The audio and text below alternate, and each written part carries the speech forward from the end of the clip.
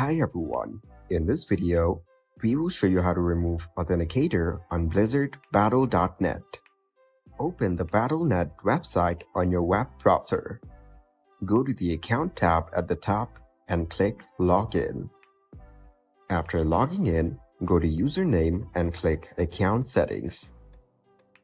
There, you will see the Recent Verification Email option and click on it.